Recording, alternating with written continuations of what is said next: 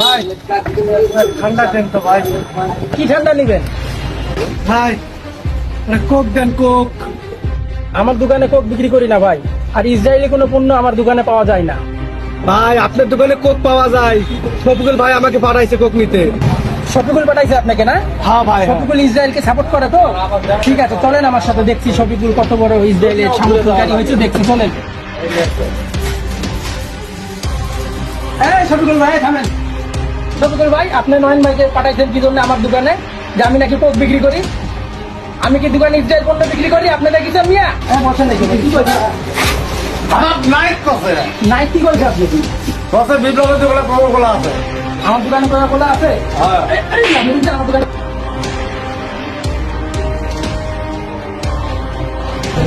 এই, তুই নাকি কইছিস আমি দোকানে কোক বিক্রি করি, ইসরায়েলি পণ্য বিক্রি করি?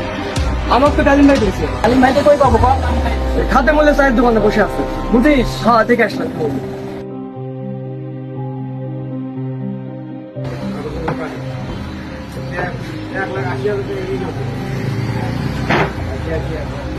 নাইতে আপনি কি বলেছেন ভাই? কি আমি কইছি? নাকি ইসরায়েলি পণ্য বিক্রি করি, দোকানে কোকা-কোলা বিক্রি করি, এগুলো আপনি বলেছেন কেন? আপনি কি দেখেছেন?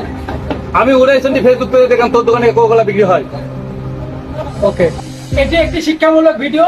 আসুন আমরা সবাই মিলে ইসরায়েলি পণ্যকে